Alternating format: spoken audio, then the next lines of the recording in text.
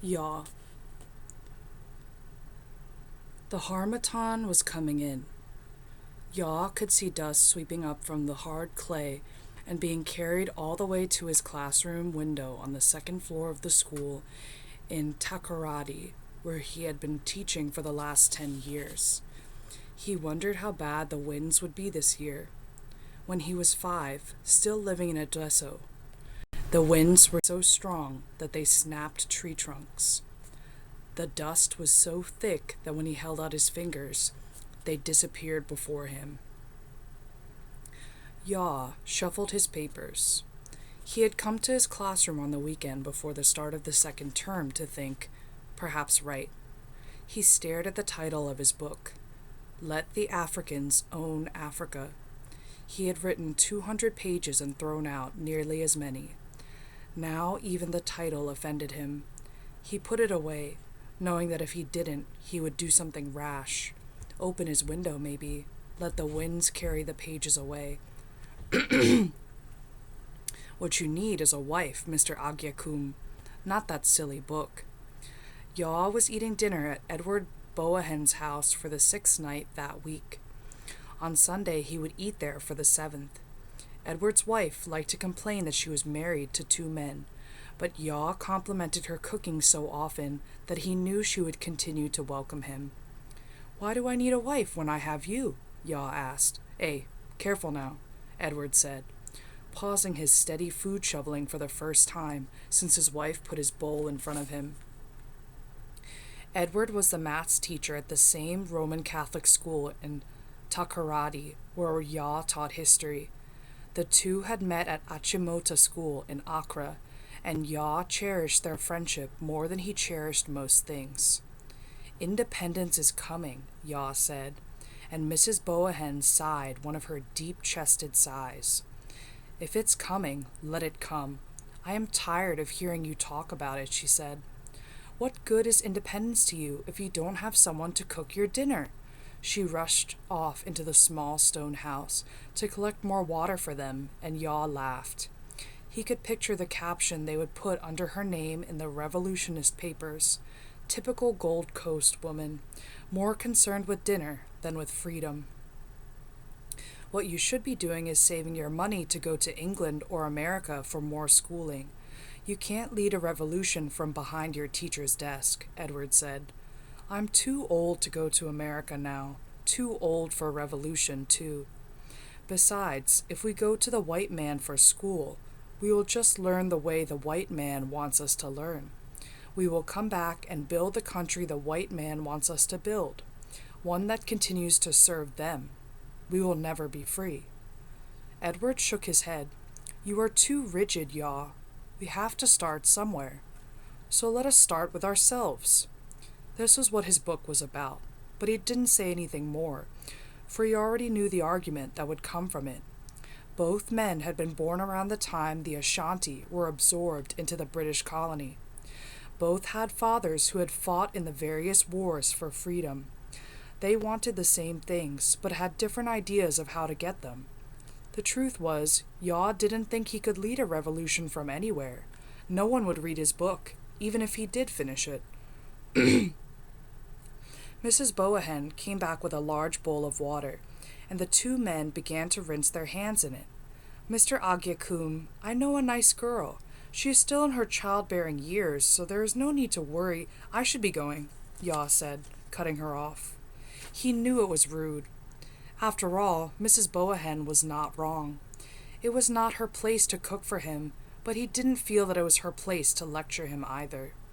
He shook hands with Edward, and with Mrs. Boahen too, then made his way back to his own small house on the school grounds. As he walked the mile length of the school grounds, he saw the young boys playing football. They were agile boys in full control of their bodies. They had a boldness to their movements that Yaw had never possessed when he was their age.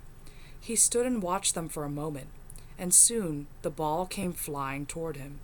He caught it and was grateful for that small bit of athleticism. They waved at him and sent a new student over to fetch the ball.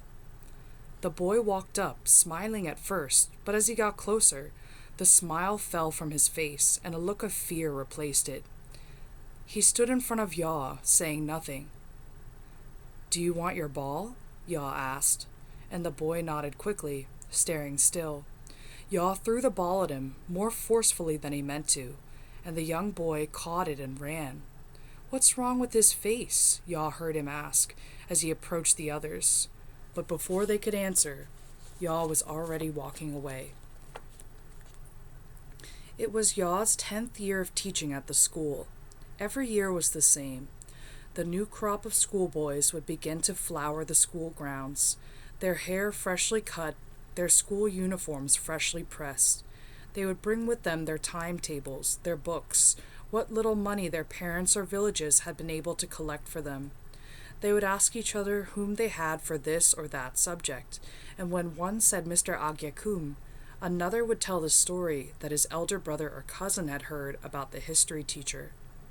On the first day of the second term, Yaw watched the new students amble in. They were always well-behaved children, these boys, having been hand-picked for their brightness or their wealth, in order to attend school, learn the white man's book. In the walkways, on the way to his classroom, they would be so boisterous that it was possible to imagine them, as they must have been in their villages, wrestling and singing and dancing before they knew what a book was, before their families knew that a book was a thing a child could want, need even. Then, once they reached the classroom, once the textbooks were placed on their small wooden desks, they would grow quiet, spellbound. They were so quiet on that first day that Yaw could hear the baby birds on his window ledge, begging to be fed. "What does the board say?" Yaw asked. He taught Form 1 students, 14 and 15-year-olds mostly, who had already learned to read and write in English in their lower-level classes. When Yaw had first gotten the post, he had argued with the headmaster that he should be able to teach in the boys' regional tongues. But the headmaster had laughed at him. Yaw knew it was a foolish hope. There were too many languages to even try. Yaw watched them. He could always tell which boy would raise his hand first, by the way he pushed forward in his seat and moved his eyes from left to right, to see if anyone else would challenge his desire to speak first. This time, a very small boy named Peter raised his hand. "It says, 'History is storytelling,'" Peter answered. He smiled, the pent-up excitement releasing. "History is storytelling," Yaw repeated. He walked down the aisles between the rows of seats, making sure to look each boy in the eye. Once he finished walking and stood in the back of the room, where the boys would have to crane their necks in order to see him, he asked, "Who would like to tell the story of how I got my scar?" The students began to squirm, their limbs growing limp and wobbly. They looked at each other, coughed, looked away. "Don't be shy," Yaw said, smiling now, nodding encouragingly. "Peter?" he asked. The boy who only seconds before had been so happy to speak began to plead with his eyes. The first day with a new class was always Yaw's favorite. "Mr. Agyakum-sa," Peter said, "what story have you heard about my scar?" Yaw asked, smiling still, hoping now to ease some of the child's growing fear. Peter cleared his throat and looked at the ground. "They say you were born of fire," he started. "That this is why you are so smart, because you were lit by fire." "Anyone else?" Timidly, a boy named Edom raised his hand. "They say your mother was fighting evil spirits from Asamoah." Then William, "I heard your father was so sad by the Ashanti loss that he cursed the gods, and the gods took vengeance." Another, named Thomas, "I heard you did it to yourself, so that you would have something to talk about on the first day of class." All of the boys laughed, and Yaw had to stifle his own amusement. Word of his lesson had gotten around, he knew. The older boys told some of the younger ones what to expect from him. Still he continued, making his way back to the front of the room to look at his students, the bright boys of the uncertain Gold Coast, learning the white book from a scarred man. "Whose story is correct?" Yaw asked them. They looked around at the boys who had spoken. as though trying to establish their allegiance by holding a gaze, casting a vote by sending a glance. Finally, once the murmuring subsided, Peter raised his hand. "Mr. Agyekum, we cannot know which story is correct." He looked at the rest of the class, slowly understanding. "We cannot know which story is correct because we were not there." Ya nodded. He sat in his chair at the front of the room and looked at all the young men. This is the problem of history. We cannot know that which we were not there to see and hear and experience for ourselves. We must rely upon the words of others. Those who were there in the olden days, they told stories to the children so that the children would know, so that the children could still tell stories to their children, and so on and so on. But now we come upon the problem of conflicting stories. Kojo Nyarko says that when the warriors came to his village, their coats were red, but Kwame Adu says that they were blue. Whose story do we believe then? The boys were silent. They stared at him, waiting. We believe the one who has the power. He is the one who gets to write the story. So when you study history, you must always ask yourself, whose story am I missing? Whose voice was suppressed so that this voice could come forth? Once you have figured that out, you must find that story too. From there, you begin to get a clearer, yet still imperfect picture. The room was still. The birds on the ledge were still waiting for their food to come, still crying for their mother. Ya gave the boys some time to think about what he had said, to respond. But when no one did, he continued, "Let us open our textbooks to page..." One of the students was coughing. Ya looked up to see William with his hand raised. He nodded at the boy to speak. "But, Mr. Agyekum-sa, you still have not told us the story of how you got your scar." Ya could feel all the boys directing their gazes toward him, but kept his head down. He resisted the urge to put his hand up to the left side of his face, feel the raised and leathery skin there with its many ripples and lines that, when he was still just a child, reminded Ya of a map. He had wanted that map to lead him out of Edweso, and in some ways it had. His village could hardly look at him, and had collected money to send him to school so he could learn, but also, Ya suspected, so they would not have to be reminded of their shame. In other ways, the map of Ya's scarred skin had led him nowhere. He had not married. He would not lead. Edweso had come with him. Ya did not touch his scar. Instead, he set his book down carefully and reminded himself to smile. He said, "I was only a baby. All I know is what I've heard." What he'd heard, that the crazy woman of Edweso, the wanderer, his mother Akua, had set the hut on fire while he, still a baby, and his sisters slept. That his father Asamoah, the crippled man, had only been able to save one, the son. That crippled man had kept Crazy Woman from burning. That crazy woman and crippled man had been exiled to the outskirts of town. That the town had collected money to send the scarred son to school. When he was still so young, he had yet to forget the taste of his mother's breast. That crippled man had died while the scarred son was still in school. That crazy woman lived on. Ya had not been to Edweso since the day he left for school. For many years, his mother sent letters, each written in the hand of whomever she convinced to write for her that day. The letters begged Ya to come see her, but he never responded, and so eventually she stopped. When he was still in school, Ya spent his leaves with Edward's family in Osheim. They took him in as though he were one of their own, and Ya loved them as though he belonged to them. An unapologetic, unquestioning love, like that of the stray dog that follows the man home from work every evening, happy simply to be allowed to walk nearby. It was in Osheim that Ya had met the first girl he would ever be interested in. In school, he had loved the romantic poets best, and he had spent nights in Osime copying Wordsworth and Blake onto tree leaves that he scattered around the spot near the river, where she went to fetch water.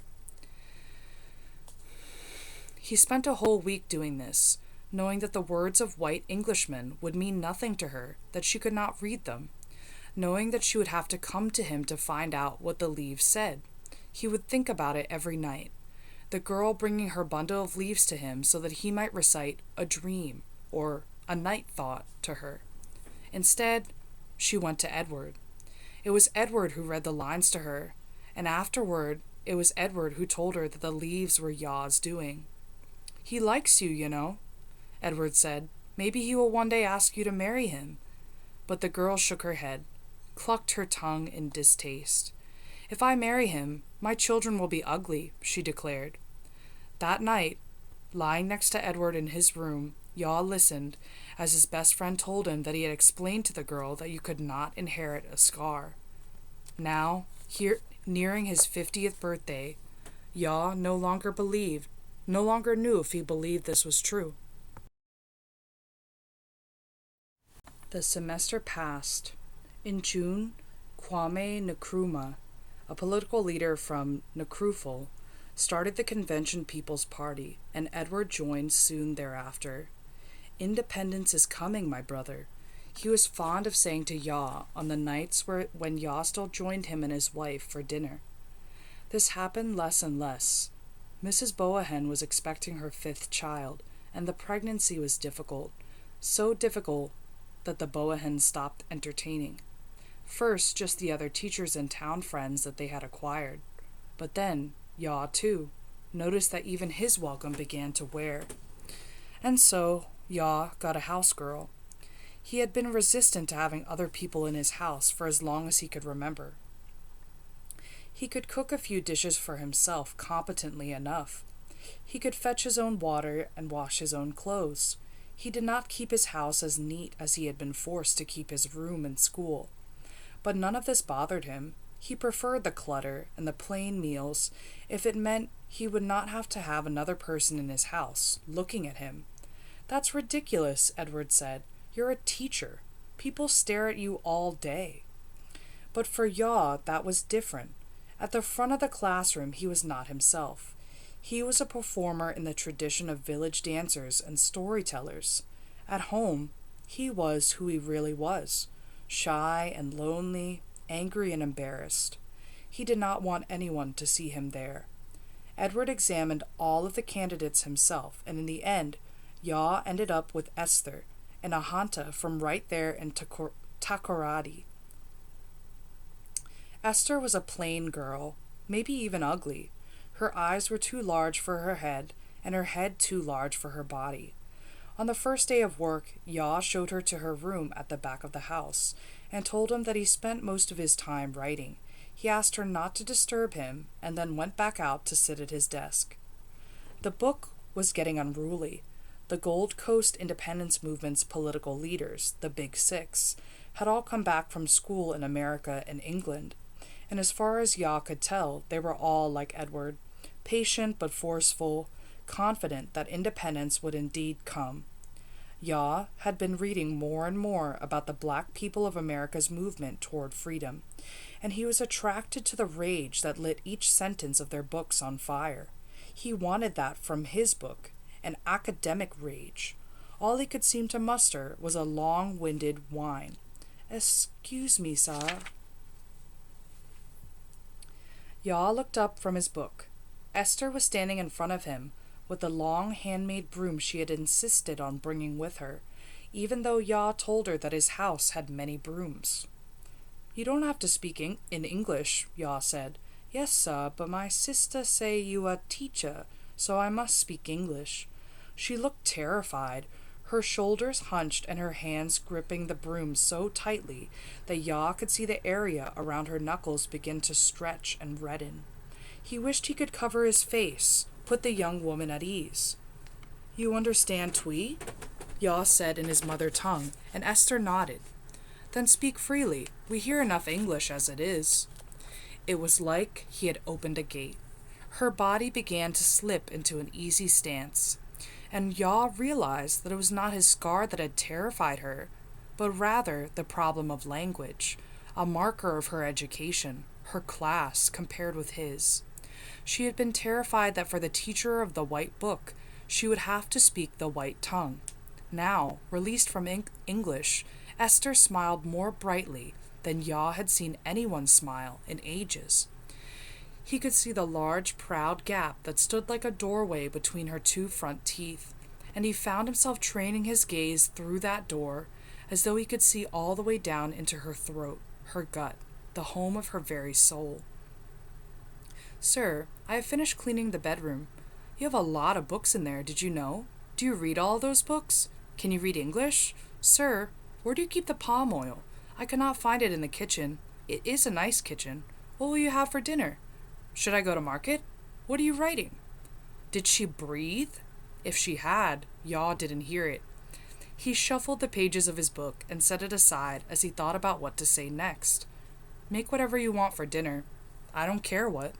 She nodded, not dissatisfied, it seemed, with the fact that he had answered only one of her questions.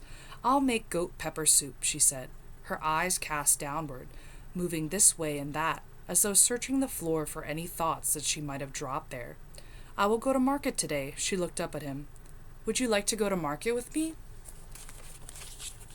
Suddenly, Ya was angry or nervous. He couldn't quite tell which, and so he chose to respond with anger. "Why should I go to market with you? Don't you work for me?" he shouted. Her mouth closed, the portal to her soul hidden. She cocked her head to the side and stared at him, as though it was just then occurring to her that he had a face, that his face had a scar. She studied it for 1 second more, and then smiled again. "I thought you might want a break from your writing. My sister said teachers are very serious because they do all their work in their minds, and so sometimes they have to be reminded that they must use their bodies. Will you not use your body if you walk to the market?" Now it was Ya's turn to smile. Esther laughed, her whole wide mouth open, and suddenly Ya had the strange urge to reach in and pull something out of that happiness out for himself so that he might keep it with him always. They went to the market. Fat women with babies at their breasts sold soup, corn, yams, meat. Men and young boys stood bartering with each other. Some sold food, others sold carvings and wooden drums. Ya stopped by the stand of a boy who looked to be about 13, who was using a slim knife to carve symbols into a drum. The boy's father stood careful watch beside him. Ya recognized the man from last year's kundum. He was one of the best drummers Ya had ever seen, and as the man stared at his son, Ya could see that he wanted the boy to be even better. "You like to drum?" Esther asked. Ya didn't realize she had been watching him. It was so rare that he had to be concerned with other people. He hadn't been angry after all, just nervous. "Me? No, I never learned how." She nodded. She led the freshly purchased roped goat behind her, and at times while they walked, the animal grew obstinate, digging its hooves into the ground and nudging its head against the air, its horns reflecting light. She tugged it forcefully and it bleated. Perhaps it hurt, though perhaps it would have done so anyway. Ya realized that he should say something. He cleared his throat and looked at her, but his words stuck. She smiled at him. "I make a very good goat pepper soup," she said. "Is that right?" "Yes, so good, you would think your mother made it." "Where is your mother?" she asked in her breathless way.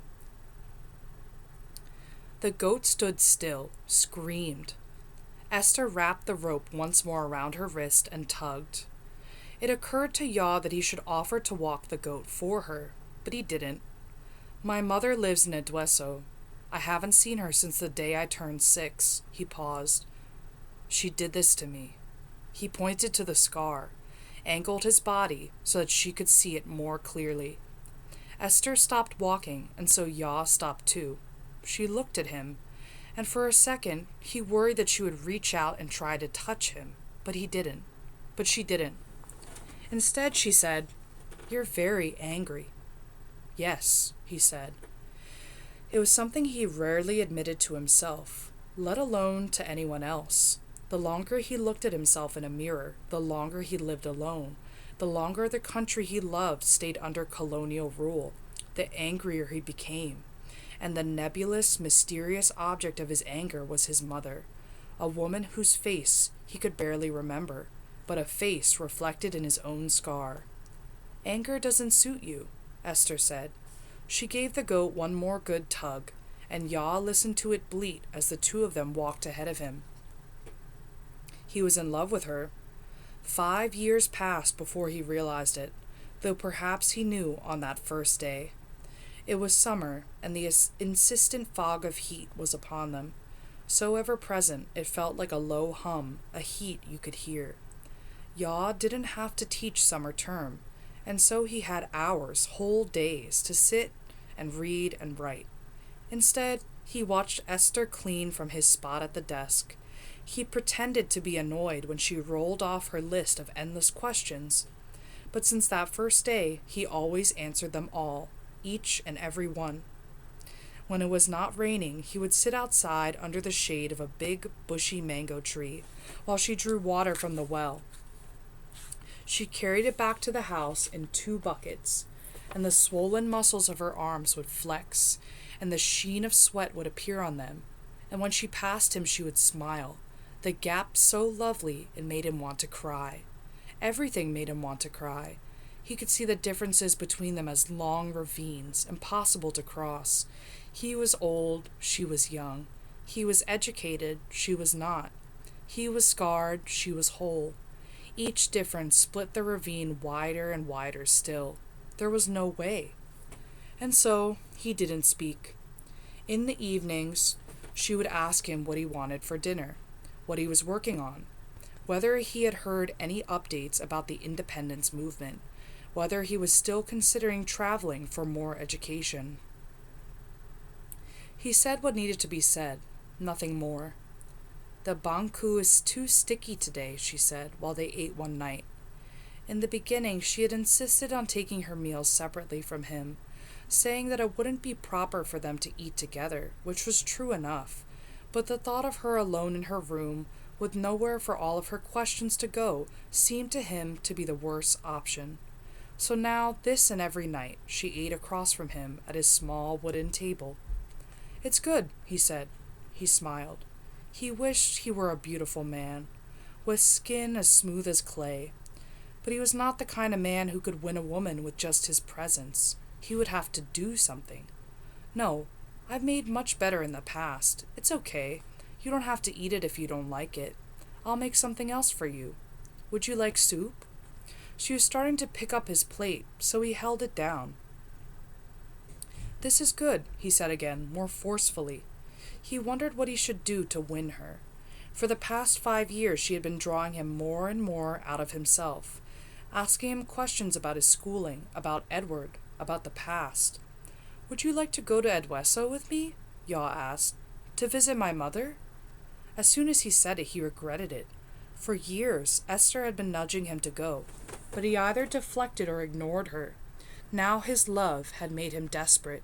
He didn't even know if the crazy woman of Edweso was still alive. Esther looked uncertain. "You want me to go?" "In case I need someone to cook for me as I travel," he said hurriedly, trying to cover his tracks. She considered this for a moment, and then she nodded. For the first time since he had met her, she had no further questions. There were 206 kilometers between Takoradi and Edweso. Yah knew because he could feel each kilometer as though it were a stone lodged in his throat. 206 stones collected in his mouth so that he could not speak. Even when Esther asked him a question, like how much longer were they to travel, how would he explain her presence to the townspeople? What would he say to his mother when he saw her? The stones blocked his words from passing. Eventually, Esther, too, grew silent. He remembered so little of Edweso, so he could not say if things had changed, When they reached the town, they were greeted first by a sweltering heat. The sun's rays stretched out like a cat after a nap. There were only a few people standing about the square that day, but the ones who were there stared freely, shocked at the sight either of the car or of the strangers. "What are they looking at?" Esther whispered miserably. She was worried about herself, that people would think it improper for them to be traveling together unmarried. She had not said this to him yet, but before he could see it in the way she lowered her eyes and walked behind him. But before long, a little boy, no older than 4, holding the long train of his mother's wrapper, pointed at Ya with his tiny index finger. "Look, Mama, his face, his face!" The boy's father, who stood on the other side of him, snatched his hand away. "Stop that nonsense," he said. But then he looked more closely along the line the boy's finger had drawn. He approached Ya and Esther where they stood, uncertain, holding one bag each. "Ya?" he asked. Ya dropped his bag to the ground and walked closer to the man. "Yes," he said. "I'm afraid I don't remember you." He held his hand above his brows to shield his eyes from the sun, but was soon extending it again to shake the man's hand. "They call me Kofi Poku," the man said, shaking back. "I was about 10 when you left. This is my wife, Gifty, and my son, Henry." Ya shook hands all around and then turned toward Esther. This is Esther," he said. And Esther, too, shook hands all around. "You must be here to see Crazy Woman," Kofi Poku said, before realizing his mistake. He covered his mouth. "I'm so sorry. I mean, Ma Akua." Ya could tell from the way his eyes searched and his mouth slowed that Kofi Poku had not had to call his mother by her name in years, perhaps ever. As far as Ya knew, the Crazy Woman of Edweso could have earned her title well before his birth. "Please, don't worry," Ya said. "We are here to see my mother, yes." Just then, Kofi Poku's wife leaned into his ear to whisper something, and the man's eyebrows lifted, face brightening. When he spoke, it was as though the idea had been his all along. "You and your wife must be very tired from your journey. Please, my wife and I would like you to stay with us. We will make you dinner." Ya started to shake his head, but Kofi Poku waved his hand as though trying to counteract Ya's shake with his own. "I insist. Besides, your mother keeps odd hours. It would not be good for you to go to her today. Wait until tomorrow evening. We will send someone to tell her you are coming." How could they refuse? Ya and Esther had planned on going straight to Akua's house to stay, but instead they walked the short miles distance from the town square to the Poku house. When they got there, Kofi Poku's other children, 3 daughters and 1 son, were beginning dinner. One of the girls, the tallest and most slender, sat before a great big mortar. The boy held the pestle, which was nearly twice his height.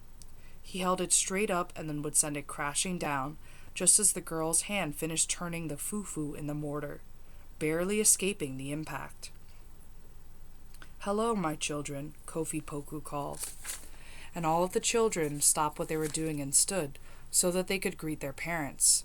But when they saw Ya, their voices hushed and their eyes widened. The one who looked like the youngest girl with 2 puffs of hair on either side of her head pulled on her brother's pants leg. "Crazy Woman's son," she whispered. Yet still all could hear, and Ya knew for certain now that his story had become legend in his hometown. Everyone stood there embarrassed for a minute, and then Esther, with her large and muscular arms, snatched the pestle from the older boy and quickly struck the fufu in the mortar, before anyone had time to think or react.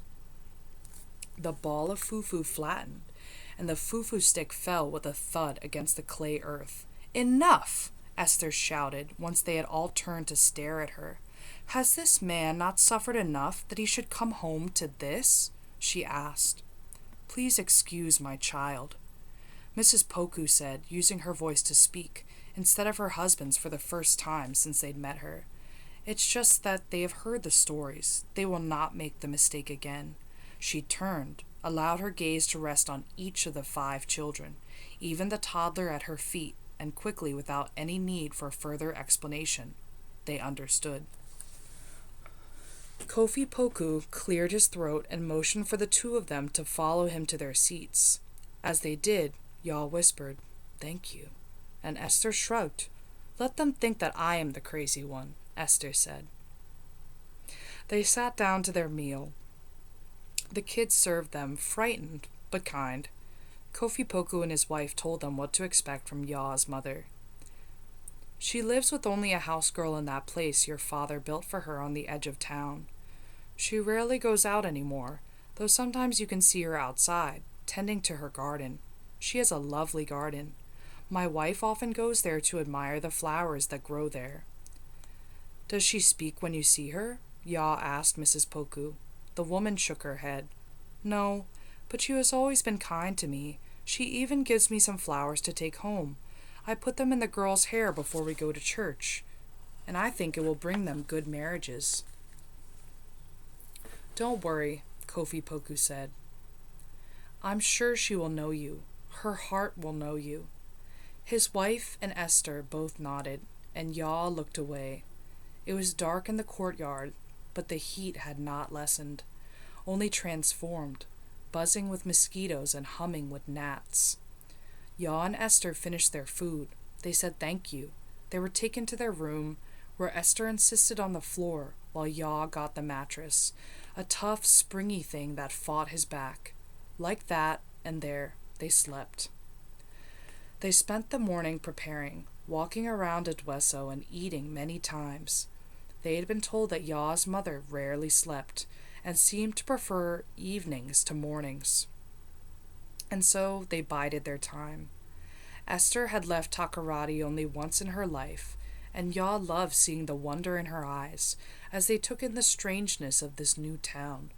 Everyone thought they were married. Yaw did not correct them, and to his delight, Esther did not correct them either, though Yaw wondered if this was more of a factor of her politeness than her desire. He was too afraid to ask.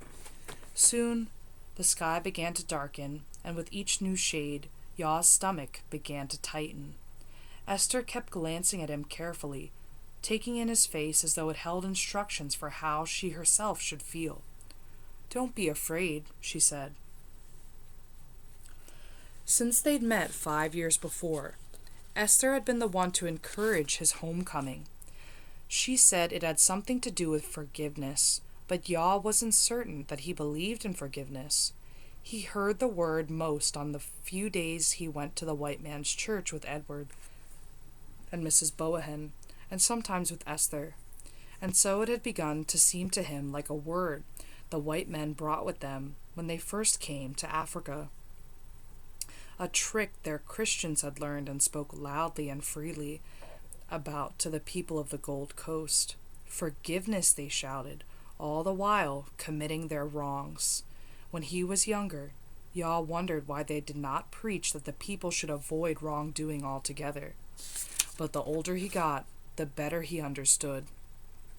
Forgiveness was an act done after the fact, a piece of the bad deed's future, and if you point the people's eye to the future, they might not see what is being done to hurt them in the present. When it was finally evening, Kofi Poku led Yaw and Esther to Yaw's mother's house on the outskirts of town. Yaw knew it immediately from the lush things that grew in her garden. Colors that Yaw had never seen before bloomed off of long green stalks that rustled from the wind or the small creatures that moved beneath them. "This is where I leave you," Kofi Poku said. They had not even reached the door yet. For any other family in this and many other towns, it would have been considered rude for a townsperson to be so close to a person's house and not greet the master of the house. But Yaw could see the discomfort in the man's face, and he waved to him and thanked him again while he made his way off. The door to the house was open, but still Yaw knocked twice, Esther standing behind him. "Hello?" A confused voice called. A woman who looked older than Yaw, carrying a clay bowl, rounded the corner. When Yaw saw his scar, she gasped, and the bowl fell to the ground. shattering, scattering pieces of red clay from the door all the way into the garden. Tiny pieces of clay that they would never find, that would be absorbed into that earth from which they came. The woman was shouting, "We thank God for all of his mercies. We thank him that he is alive. Our God, he does not sleep." Oh, she danced around the room. "Old lady, God has brought you your son. Old lady, God has brought you your son so you do not have to go to Asamoah without seeing him. Old woman, come and see," she yelled.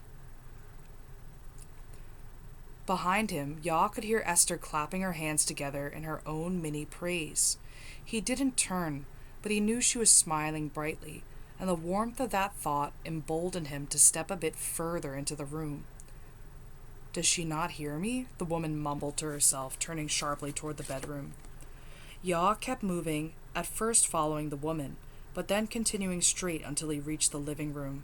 His mother sat in the corner. "So you have returned at last," she said, smiling. If he had not already known that the woman in this house was his mother, he would not have known by looking at her. Yah was 55, which meant she would be 76, but she seemed younger. Her eyes had the unburdened look of the young, and her smile was generous yet wise. When she stood up, her back was straight, her bones not yet hunched from the weight of each year. When she walked toward him, her limbs were fluid, not stiff, the joints never halting. And when she touched him, when she took his hands in her own, her scarred and ruined hands, when she rubbed the backs of his hands with her crooked thumbs, he felt how soft her own burns were, how very, very soft. The son has come home at last. The dreams, they do not fail to come true. They do not fail. She continued to hold his hands. In the entryway, the servant woman cleared her throat.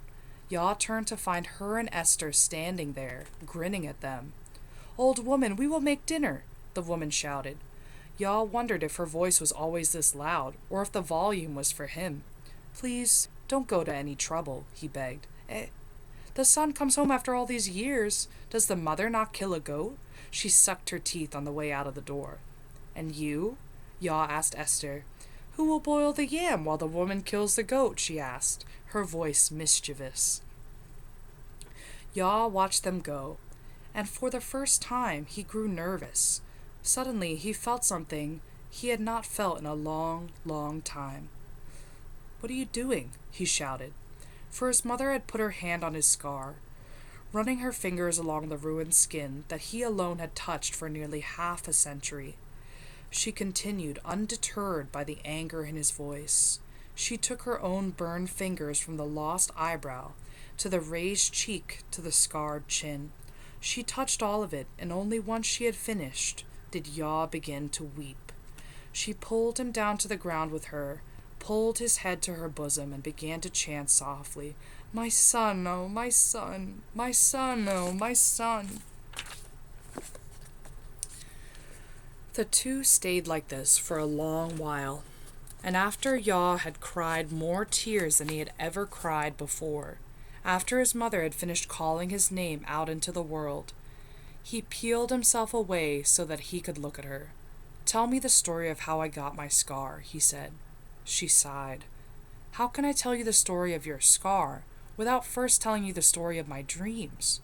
And how do I talk about my dreams without talking about my family? Our family?" Yah waited. His mother got off the ground and motioned for him to do the same. She pointed to a chair on one side of the room, and she took the chair on the other. She looked at the wall behind his head. "Before you were born, I began to have bad dreams. The dreams started out the same. A woman made of fire would visit me. In her arms, she carried her 2 fire children, but then the children would disappear, and the woman would turn her anger toward me. Even before the dreams began, I was not well. My mother died at the hands of the missionary at the school in Kumasi. Do you know it?" Yah shook his head. He had never heard this before, and even if he had, he would have been too young to remember it. "The missionary raised me. My only friend was a fetish priest. I was always a sad girl because I did not know that there was any other way to be. When I married your father, I thought I could be happy. And when I had your sisters, here her voice caught. But she lifted her shoulders, began again. When I had your sisters, I thought I was happy. But then I saw a white man burn in the square in Edweso, and the dreams began. Then the war began, and the dreams grew worse. Your father came back without a leg, and the dreams grew worse. I had you, and the sadness did not stop. I tried to fight sleep, but I am human, and sleep is not. We were not equally matched. In my sleep one night, I set the hut on fire. They say your father could only save one, you. But that is not entirely true. He also saved me from the townspeople. For many years, I wished that he had not. They only let me see you so that I could feed you. Then they sent you away, and would not tell me where. I have lived here in this house with Akua since that day. As if summoned, Akua, the old servant, came in with wine. She served Yaw first and then his mother, but the woman refused. Akua left as quickly as she had entered. Yaw drank from the wine as though it were water. When the cup lay empty at his feet, he turned his attention back to his mother. She took a deep breath and began again. The dreams didn't stop, not after the fire, not even to this day. I started to get to know the fire woman. Sometimes, as on the night of the fire, she would take me to the ocean in Cape Coast. Sometimes she would take me to a cocoa farm, sometimes to Kumasi. I didn't know why. I wanted answers, so I went back to the missionary school to ask about my mother's family. The missionary told me that he had burned all of my mother's belongings, but he lied. He had kept one thing for himself. His mother pulled a Fia's necklace from her neck then, and held it out to Yaw. It glowed back in her hand. He touched it, felt the smoothness of it. I took the necklace to the fetish man's son so that I could make offerings to our ancestors, so that they might stop punishing me. Akua was maybe 14 at the time. When we did the ritual, the fetish man's son stopped. He dropped the necklace very suddenly and said, "Do you know there's evil in your lineage?" I thought he was talking about me, the things I had done, and so I nodded. But then he said, "This thing you are carrying, it does not belong to you." When I told him about my dreams, he said that the fire woman was an ancestor come back to visit me. He said that the black stone had belonged to her, and that was why it grew hot in his hand. He said that if I listened to her, she would tell me where I came from. He said I should be glad that I was chosen. Yaw grew angry again. Why should she be glad she was chosen, if she was now a ruined woman, and he a ruined man? How could she be content with this life? His mother must have sensed his anger, old woman that she was. She went to him and knelt before him. Yaw knew she was crying by the wetness of his feet. She looked up at him and said, "I can't forgive myself for what I've done. I won't." But when I listened to the firewoman's stories, I began to see that the fetish priest was right. There is evil in our lineage. There are people who have done wrong because they could not see the result of the wrong. They did not have these burned hands as warning. She held her hands out to him, and he looked at them carefully. He recognized her skin in his own. "What I know now, my son, evil begets evil. It grows, it transmutes, so that sometimes you cannot see that the evil in the world began as the evil in your own home. I'm sorry you have suffered. I'm sorry for the way your suffering casts a shadow over your life, over the woman you have yet to marry, the children you have yet to have." Yaw looked at her surprised, but she simply smiled. When someone does wrong, whether it is you or me, whether it is mother or father, whether it is the Gold Coast man or the white man, it is like a fisherman casting a net into the water.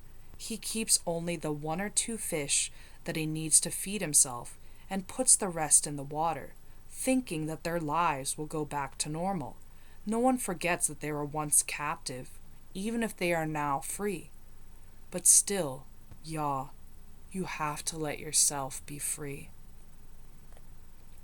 Ya took his mother up from the ground and into his arms while she kept chanting, "Be free, Ya, be free." He hugged her, surprised by how light she was. Soon Esther and Akua came in carrying pot after pot of food. They served Ya and his mother well into the night. They ate until the sun came up.